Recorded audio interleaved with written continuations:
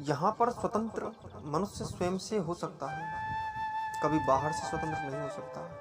बाहर के कितने भी सोशोलॉजिस्ट आकर के यह कहें कि साम्यवाद की स्थापना हो सकती है, साम्यवाद की स्थापना हो सकती है, उस देश में साम्यवाद इस देश में साम्यवाद की स्थापना हुई, कुछ तथ्य दे दिए जाएंगे आपको, आपसे कह दिया जाएगा कि साम्यवाद की उस देश में स्थापना हो चुकी है, लेकिन ऐसा नहीं है। तुम देखोगे धीरे धीरे कि साम्यवाद की स्थापना बाद में फिर वही उसी में बदल जाएगी, फिर से वर्ग बन जाएगा। वर्ग बनने में वक्त लगता कहाँ है?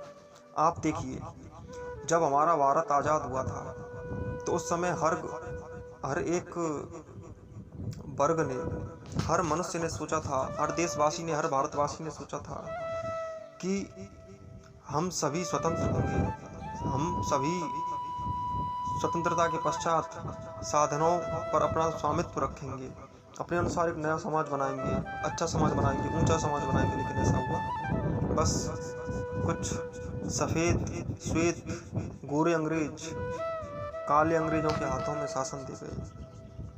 तब गोरे अंग्रेज शासन कर रहे थे, आज काले अंग्रेज शासन कर रहे हैं। अंतर क्या हुआ? कुछ भी नहीं। पूंजीपति वर्ग तो अब भी वही है और पहले भी वही था। दरअसल ये हो ही नहीं सकता। इस पर मुझे दुष्यंत कुमार की एक गजल याद आती है कि कहाँ तो चिराग तैता हर घर के लिए, कहाँ मैसर नहीं शहर के लिए। हर भारतवासी ने सोचा था कि घर घर में दिए जलाएंगे हम, हमारे हाथों में स्वामित्व होगा, लेकिन अब तो उजाला पूरे शहर में भी नहीं है, चारों तरफ अंधेरा छा गया है। एक तीखा व्यंग्य किया है दुष्यंत कुमार ने। एक बात याद रखो कि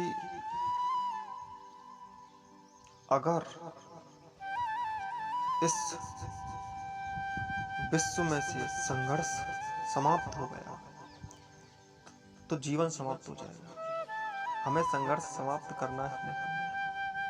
संघर्ष को समाप्त मत करो, लेकिन संघर्ष करते जरूर रहो समाप्त करने के लिए। हम अपने जीवन को समझते ही नहीं है, पर हम चाहते हैं कि हमारे जीवन में से सारे दुख दूर हो जाएं, कुछ ना करना पड़े, संघर्ष ना करना पड़े। लेकिन तुम याद रखना कि अगर संघर्ष खत्म हो गया ना जीवन में से, तो फिर तुम्हारा जीवन खत्म हो जाएगा। Struggle is the synonyms of life. Life struggle है और स्ट्रगल लाइफ है, ये पर्याय है। कोई अंतर नहीं है संघर्ष और जीवन में। बहुत से लोग कहते हैं कि ये प्रॉब्लम है, कब खत्म होगी? अरे प्रॉब्लम ही जीवन है, बस उसका समाधान करते रहो। मत इनसे सुखी हो जाओ, मत इनसे दुखी हो जाओ। अगर प्रॉब्लम का सॉल्यूशन हो जाए तो खुशी से टूट भी मत जाओ, ऐसा भी मत कर लो कि बस हो गया सॉल्यूशन, ऐसा नहीं है। और ना ही दुखी हो जाओ। यदि यदि तुम्हारी हार हो जाए तो दुखी होने की जरूरत नहीं, जीत हो जाए तो दुखी होने की जरूरत नहीं। जीत में ज़्यादा सुखी मत हो, हार में ज़्यादा दुखी मत हो, बल्कि एक ऐसा आधार रखो कि जिसमें शांति रहे। खुशी दुखी ये कुछ नहीं होते, ये बस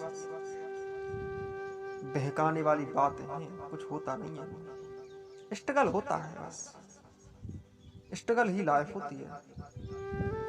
बाकी तो बचकानी बातें हैं, लोगों की कमजोरियों के खुले प्रतीक हैं। कोई रोता है तो कमजोर है, कोई हंसता है तो वो भी कमजोर है, क्योंकि कोई खुशी नहीं सह पा रहा, कोई दुख नहीं सह पा रहा।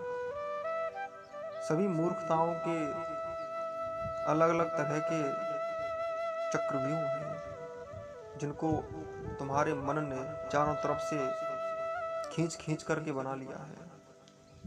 इसलिए संघर्ष ना तो इस विश्व से कभी खत्म होगा और ना कभी खत्म हो रहा है। अभी रसिया ने यूक्रेन पर अटैक किया है। अरे अटैक होते रहेंगे, अब भी हो रहे हैं, पहले भी हुए थे, आगे भी होते रहेंगे। विश्व का नियम ही ऐसा है। जंगल में जाओ, वहां संघर्ष। संसार जंगल है भाई, यहाँ जानवर जीते हैं। अगर तुम्हें जानवरों से अलग जीवन जीना है मनुष्य का, तो तुम भौतिक स्तर पर जानवर ही रहोगे। अंदर से मनुष्य, तुम कितने बड़े मनुष्य हो ये बात तुम कभी बाहर नहीं बता पाओगे, क्योंकि बाहर तो जंगल है जी। और कभी भी बाहर बताने की जरूरत नहीं है। अगर तुम जीवन जीना चाहते हो तो अंदर से ही जियो, उसका केंद्र अंदर रखो। बाहर केंद्र रखा तो बाहर तुम केंद्र रख करके जी ही नहीं सकोगे, क्योंकि जिया ही नहीं जा सकता। लोगों से उम्मीदें मत करो, क्योंकि उम्मीद दुख की जननी है। तुम उम्मीद करते हो, और ये जंगल क्या उम्मीदें पूरी करेगा? जानवरों से उम्मीदें करते हैं बेवकूफ़ों। अपने शरीर से भी उम्मीद मत करो, क्योंकि तुम्हारा शरीर जंगल का हिस्सा है, वो भी जंगल है। अपना शरीर जंगल है तो फिर गैरों की बात की क्या जाए? अपने मनुष्य के अस्तित्व को देखो। मनुष्य क्या है? मनुष्य है अपने अंदर का रियल अस्तित्व, रियल वैल्यू। उसको पूर्ण रूपेण पहचाना नहीं जा सकता, परंतु उसको पहचानने के प्रयास में अपनी जिंदगी लगा देनी चाहिए।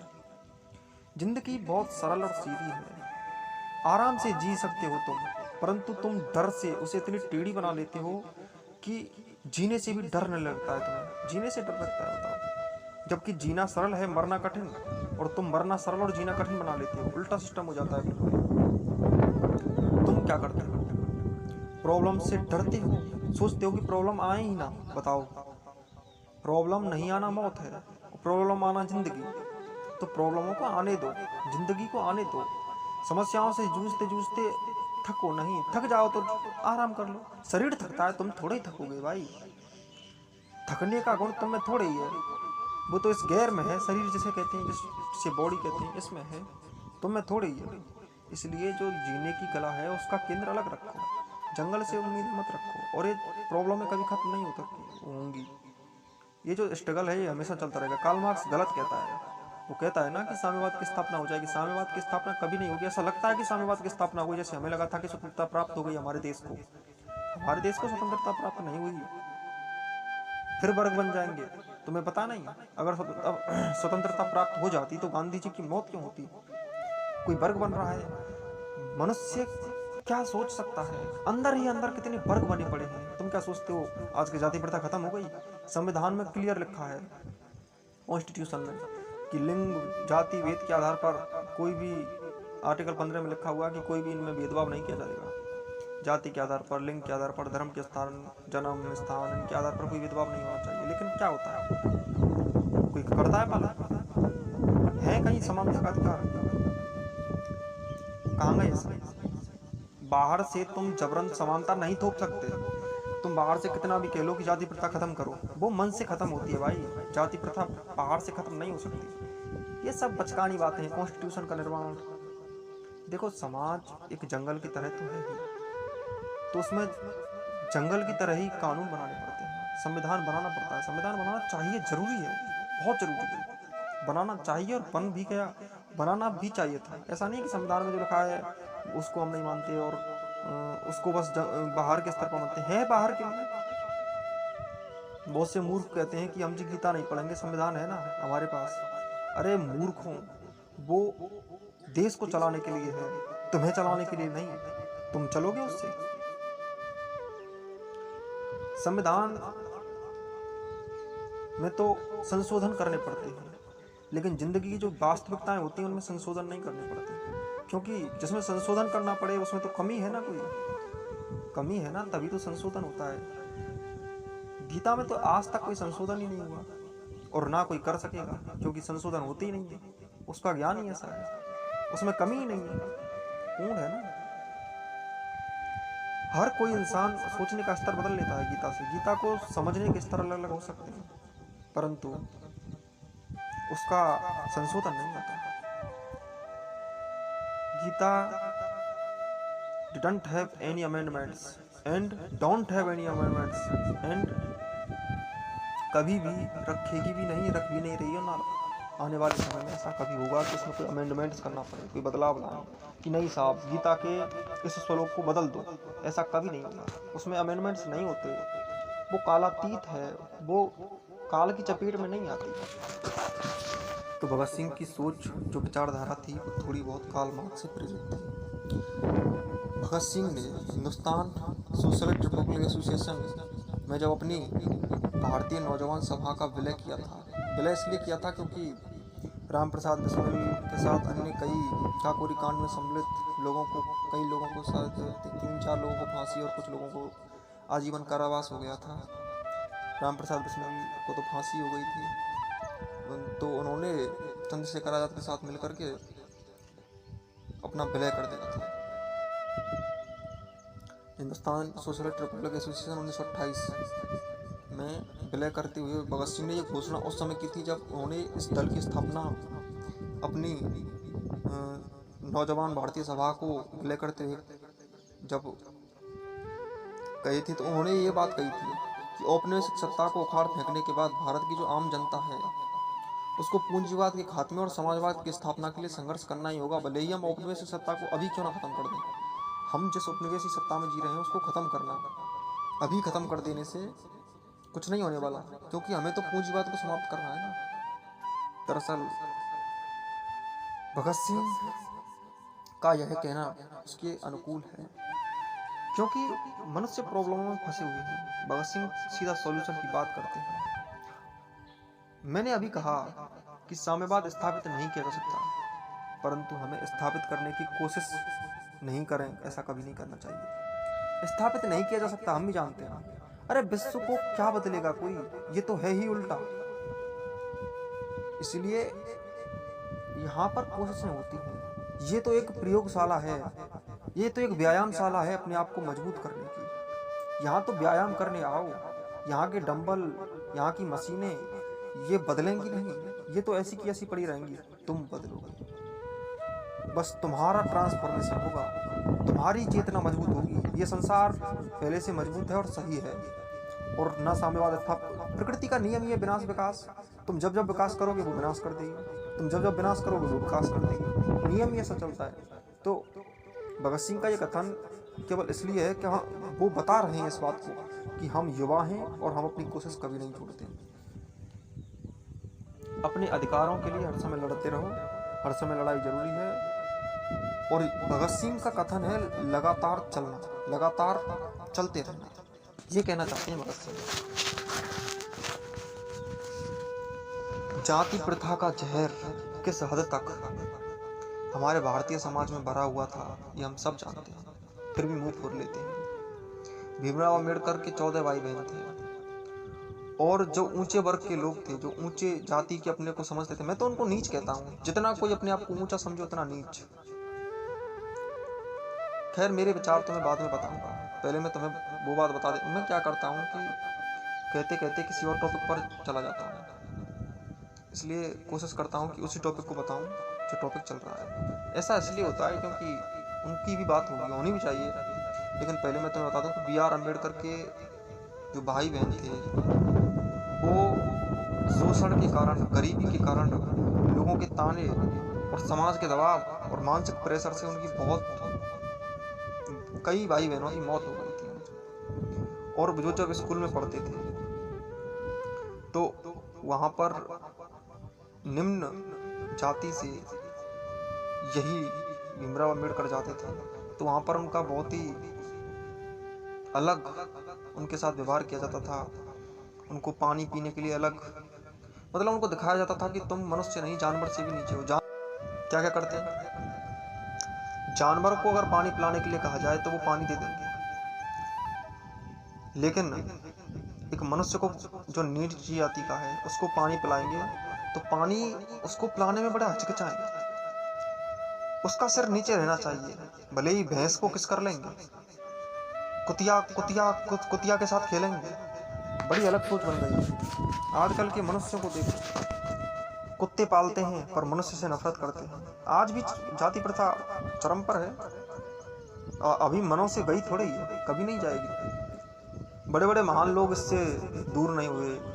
बड़े बड़े लोग जो बहुत पढ़े लिखे समझते हैं अपने आप को, वो इस जाति प्रथा के जंगल से छूट नहीं पाए। ये हल्के पतरे लोग कैसे छूटेंगे। महात्मा गांधी को देखो, गांधी कहते हैं B.R. अम्बेडकर से कि देखो अम्बेडकर, तुम ये गलत कह रहे हो। वो तो बरकरार रखना चाहते हैं पहले उस 4 आश्रम वाली बातों को, चतुर्थ वर्णों के अनुसार ही विभाजन आज भी चाहते हैं। अरे जो गया उसको जाने दो। आज भी गांधी इरविन समझौता करना पड़ता है। गांधी भी सहमत नहीं होते हैं क्योंकि उन पर विचार है, उनके विचार वही हैं। पुरानी भारतीय संस्कृति से बहुत कुछ विचार उठाए गए हैं, तो उनका माइंडसेट भी कुछ ऐसा ही बना हुआ है। मैं नहीं कहता कि गांधी जाति प्रथा को समाप्त नहीं करना चाहते थे, शोषण करवाना चाहते थे, ऐसा नहीं है। लेकिन फिर भी एक पूर्ण रूपेण कलेक्टी, एक नवीन समुदाय, एक नई समाज की सोच को वो आगे नहीं बढ़ाना चाहते थे। वो तो पुराने तरीके से ही चतुर्थ वर्ण बनाओ, लेकिन उनमें भेदभाव मत करो, वर्ण भी अलग होते हैं। बड़ी अजीब से अजीब जो गांधी में समझौता हुआ था उसमें उन्होंने दलीलें बड़ी ऐसी ही दी थी। उनका जो अम्बेडकर जी से वाद विवाद भी कई बार हुआ था, तो उसमें ऐसी बातें आप देख सकते हैं। आपको और भी कुछ ऐसे उदाहरण बताता हूँ। त्रावणकोर नाम की जगह है केरल में। जब 19वीं शताब्दी का प्रारंभ भी था, समथिंग 1810-15 के इर्द गिर्द या पहले इसी समय की बात थी। 19वीं शताब्दी का प्रारंभ था, तो उस समय पर त्रावणकोर में वहाँ का जो राजा हुआ करता था, वहाँ की बेवकूफ़ियाँ आपको हिला देंगी, ऐसी सच्चाइयाँ छिपी हुई हैं। त्रावणकोर में जो राजा था उसने एक नियम बनाया हुआ था कि जो निम्न जाति के लोग हैं वो सिर नीचे करके चलेंगे, और ये नियम है निम्न जातियों के लिए कि वो अपना सिर ऊंचा नहीं उठाएंगे, वो सिर नीचे करके चलेंगे। और अगर उन्होंने सिर उठाया तो उन्हें हेड टैक्स देना पड़ेगा, सिर का कर, सिर उठाने का कर। सिर नहीं उठाना है, उन्हें नीचे सिर रखना है। बेवकूफियां इतनी हुई हैं आप सोच नहीं सकते। उसी त्रावणकोर में एक लड़की थी, उसका नाम था नांगेली।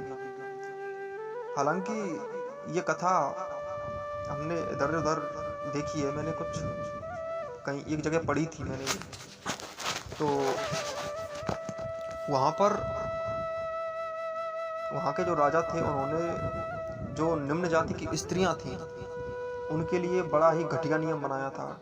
और वो घटिया नियम था कि जो निम्न वर्ग की स्त्रियां हैं उनके जो स्तन होते हैं, ऊपर का जो खुला हिस्सा है छाती का, उसे वो खोलकर चलेंगी। उसको वो बाजार जा रही हैं, खुले में जा रही हैं, पब्लिक प्लेस में कहीं भी जा रही हैं, तो वो स्तन उनके खुले रहने चाहिए, वो दिखने चाहिए सभी को। और अगर उन्होंने उन्हें ढका तो ढकने पर उन्हें एक टैक्स देना होगा, ब्रीथ टैक्स, यानी कि जो छाती खोलने का टैक्स देना पड़ेगा, कर देना पड़ेगा उन्हें।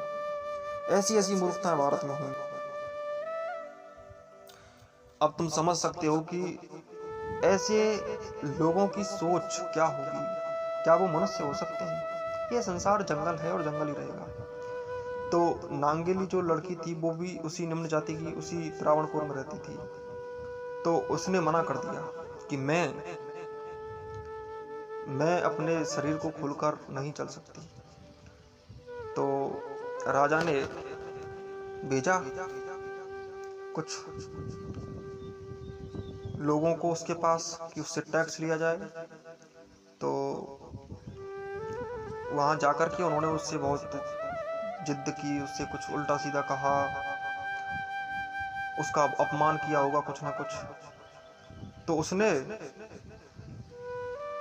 गुस्से में आकर के अपने स्तन काट करके केले के पत्ते पर रखकर उसको दे दिए और उसकी मौत हो गई।